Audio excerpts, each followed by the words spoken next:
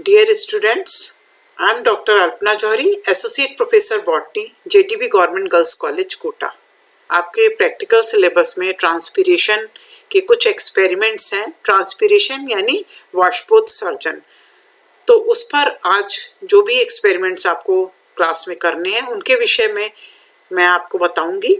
सबसे पहले ट्रांसपीरेशन होता क्या है। ट्रांसपीरेशन यानी वाष्पोत्सर्जन होता क्या है।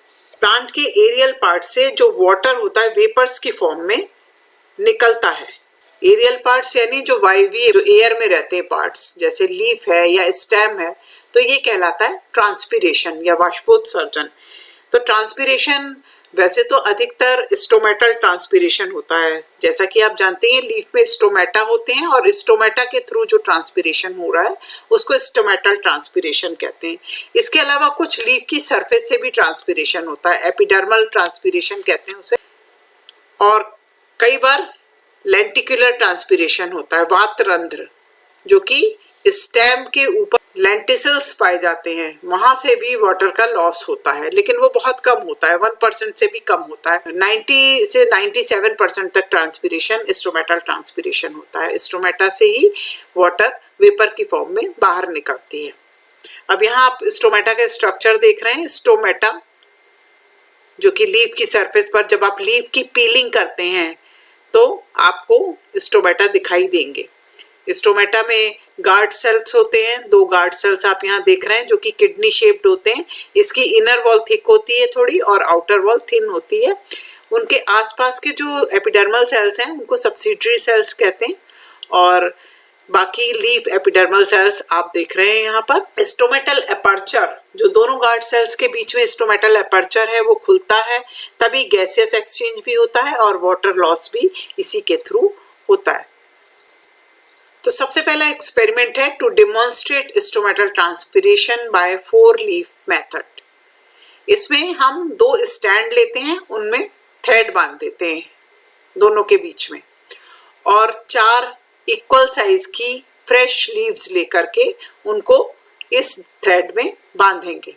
एक लीफ की दोनों सरफेस पर अच्छी तरीके से वैसलीन लगानी है, दूसरी लीफ की अपर सरफेस पर वैसलीन लगानी है, तीसरी लीफ की लोअर सरफेस पर वैसलीन लगानी है और एक लीफ पर हम कहीं भी वैसलीन नहीं लगाएंगे, ऊपर ना नीचे।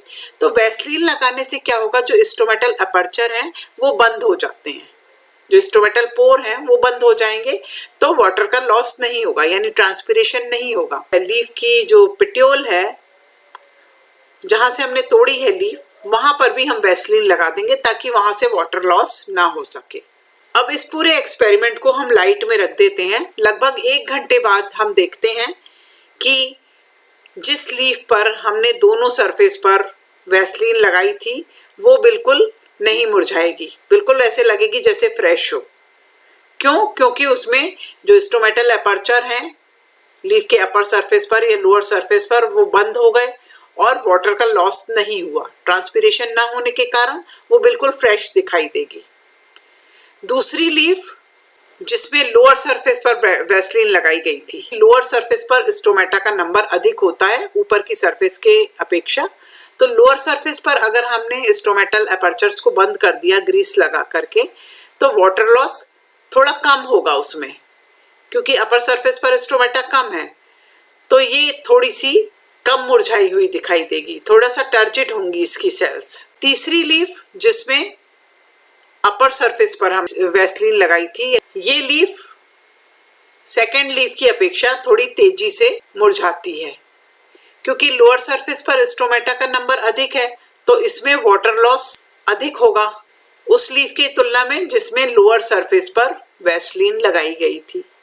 फिर 4th लीफ जिसमें हमने वैसलीन नहीं लगाई थी, ना अपर सरफेस पर ना लोअर सरफेस पर, तो वहां हम देखेंगे कि वो लीफ बहुत अधिक मुरझा जाती है। ट्रांसपीरेशन को शो करने के लिए 4 लीफ मेथड था, जो कि एक सिंपल मेथड है और इसमें कुछ प्रिकॉशंस या सावधानियां आपको रखनी चाहिए। जैसे एक तो लीफ लगभग इक्वल साइज की होनी चाहिए, स्टॉक है उसके ऊपर भी जहां से तोड़ी गई थी वहां भी ग्रीस या वैसलीन लगा देनी चाहिए ताकि वहां से वाटर लॉस नहीं हो। लीफ की जिस भी सरफेस पर आप वैसलीन लगा रहे हैं वो अच्छी तरह लगानी चाहिए ताकि सारे स्टोमेटल अपर्चर बंद हो जाएं। तो ये एक एक्सपेरिमेंट था ट्रांसपीरेशन के लिए। नेक्स्ट मेथड है जिसमें आपको पोटोमीटर यूज करने हैं। पोटोमीटर ये एक एपरेटस है। तो आपका उद्देश्य क्या है? To demonstrate the rate of transpiration by using potometer. अब ये पोटोमीटर दो हैं, जो साइंटिस्ट हैं उनके नाम के आधार पर दो तरह के पोटोमीटर हैं, एक गैनोंग्स पोटोमीटर, दूसरा है फार्मर्स पोटोमीटर। तो ये है गैनोंग पोटोमीटर। इसमें आप देख रहे हैं एक हॉरिजॉन्टल ट्यूब है, उसके अंदर कैपिलरी है और साथ ही इसमें एक स्केल लगा होता है और इस कैपिलरी का एक एंड नीचे की तरफ मुड़ा हुआ है, जिसको बीकर में हम रखते हैं पानी भर के, और यहाँ से ही बबल इंसर्ट किया जाता है। एक बबल, एयर बबल डाला जाता है कैपिलरी में और उसके साथ अटैच्ड रहता है वाटर रिजर्वायर, जहाँ से हम पानी डालेंगे। अंतिम सिरे पर एक थोड़ी चौड़ी ट्यूब दिखाई दे रही है जिसमें हम प्लांट की ट्विग लगाएंगे, फ्रेश ट्विग लगाएंगे और इस पूरे एपरेटस को एक लकड़ी के स्टैंड पर लगा दिया जाता है।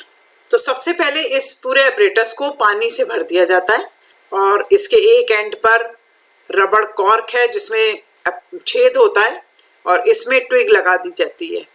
बबल इंसर्ट करने के लिए हम क्या करते हैं? पहले रिजर्वायर से पानी भरते हैं पूरे एपरेटस में और इसके जो कैपिलरी का जो एंड है उसको उंगली से बंद करके और थोड़ी देर के लिए खोलेंगे, जिससे एक बबल इंसर्ट हो जाता है और इसको फिर हम एक बंद बीकर में फिट कर देते हैं और ये पूरा एपरेटस एयर टाइट होना चाहिए। तो जहां जहां भी हमने रबर कॉर्क लगाई है, जहां पर भी जॉइंट है, वहां पर ग्रीस लगा देनी चाहिए। उससे क्या होगा कि बिल्कुल एयर टाइट हो जाएगा ये एपरेटस।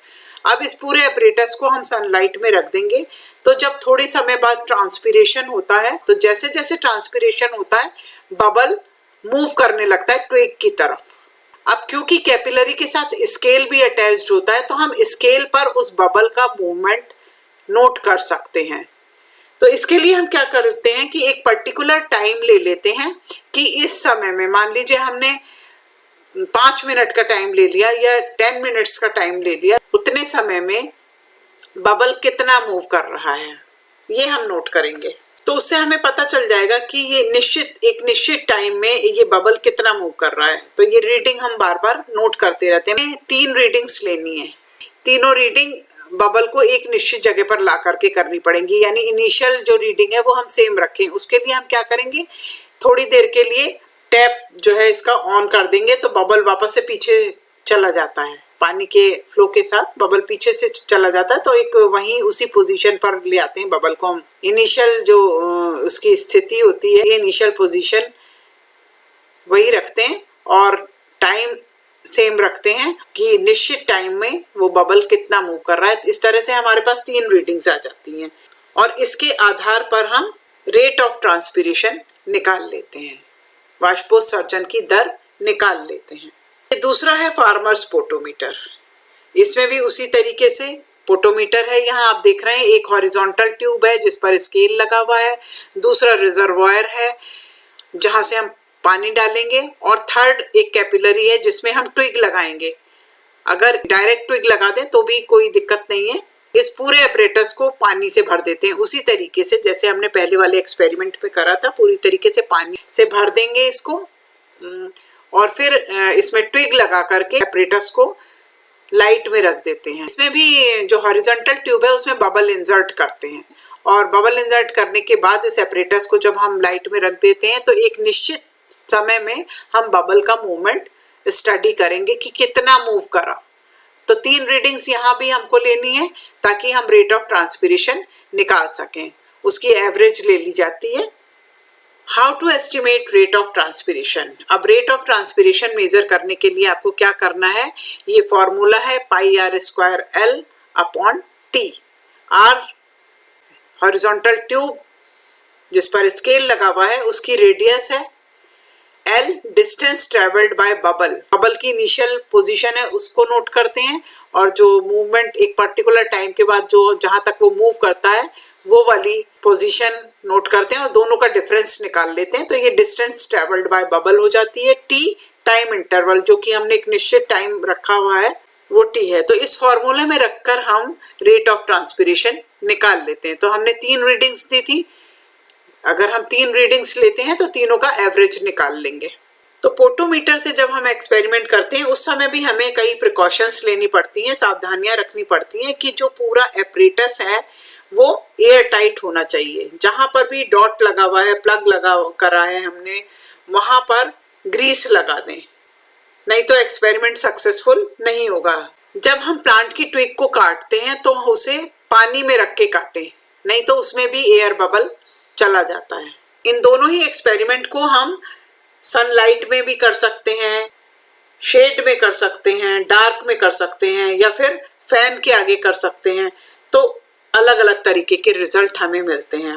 अगर हम डिस्टेंस नापेंगे बबल के मूवमेंट की तो सनलाइट में तेजी से मूव करेगा, शेड में थोड़ा धीरे मूव करेगा। अगर डार्क में रख दिया आपने एपरेटस तो उसमें कोई मूवमेंट दिखाई नहीं देगा, आपको कुछ मूवमेंट नहीं होगा क्योंकि ट्रांसपिरेशन नहीं होगा। इसी तरीके से अगर आपने फैन के सामने ये एक्सपेरिमेंट किया तो ये बहुत अधिक तेजी से मूव करता है। तो इसको हम एक्सपेरिमेंट को इन कंडीशंस में भी कर सकते हैं। ट्रांसपिरेशन एक्सपेरिमेंट के लिए एक और मेथड है to study unequal transpiration from 2 surfaces of leaf by using cobalt chloride solution. तो इसमें कोबाल्ट क्लोराइड सॉल्यूशन को यूज करते हुए हम लीफ की दोनों सरफेस पर ट्रांसपिरेशन को कंपेयर करेंगे। तो इसके लिए हमें 3% कोबाल्ट क्लोराइड सॉल्यूशन बनाना पड़ता है। तो 3% कोबाल्ट क्लोराइड सॉल्यूशन बनाने के बाद फिल्टर पेपर को इस सॉल्यूशन में डुबो दिया जाता है। इसको फिल्टर पेपर को 3% कोबाल्ट क्लोराइड सॉल्यूशन में डुबाएंगे, थोड़ा सा ड्रेन करेंगे और इसको ओवन में सुखा देते हैं। फिर इस फिल्टर पेपर को छोटी छोटी पट्टियों के रूप में काट करके और डेसिकेटर में स्टोर करते हैं। अब यहाँ आप देख रहे हैं कि एक पॉट है जिसमें प्लांट लगा हुआ है।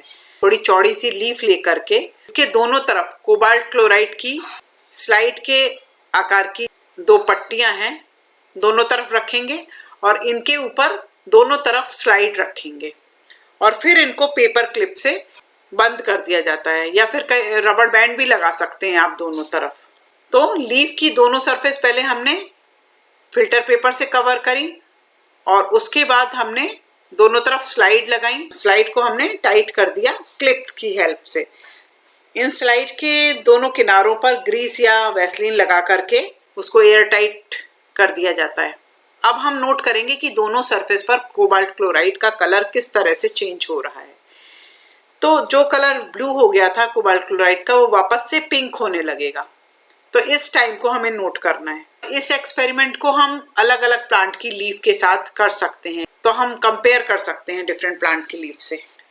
कुछ समय बाद हम देखेंगे कि नीचे की सरफेस पर कोबाल्ट क्लोराइड के पेपर का रंग पिंक होने लगता है और थोड़े समय बाद ऊपर वाला भी पिंक होने लगता है, यानी नीचे की तरफ तेजी से ट्रांसपिरेशन हो रहा है ऊपर की तुलना में, क्योंकि जैसे जैसे ये कोबाल्ट क्लोराइड सॉल्यूशन के साथ वाटर मिलेगा फिल्टर पेपर का कलर पिंक होने लग जाता है।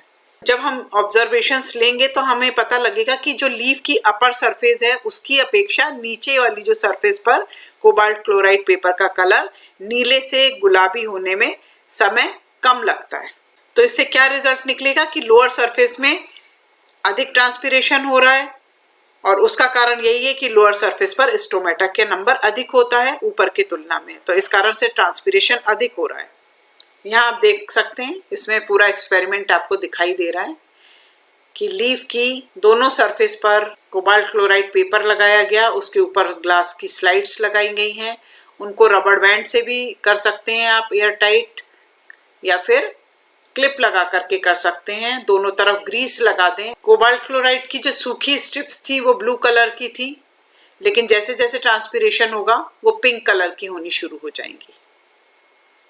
अब यहाँ इस एक्सपेरिमेंट में भी कुछ प्रिकॉशंस हैं कि जिस प्लांट में हम ये एक्सपेरिमेंट कर रहे हैं पॉटेड प्लांट होना चाहिए, गमले में लगा हुआ होना चाहिए और उसमें अच्छी तरीके से पानी पड़ा हुआ होना चाहिए। ऐसा नहीं है कि गमला पूरा सूख रहा है।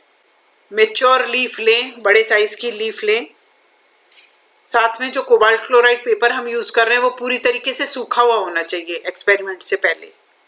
जब दोनों स्लाइड्स के में रबर बैंड लगाते हैं या क्लिप लगाते हैं तो उनके बीच में ग्रीस जरूर लगा लेनी चाहिए। उससे क्या होता है, एयर टाइट हो जाता है पूरी तरीके से।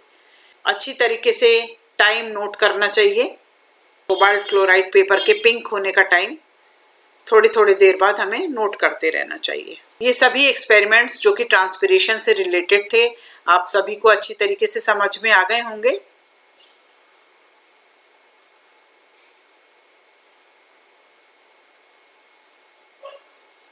Thank you.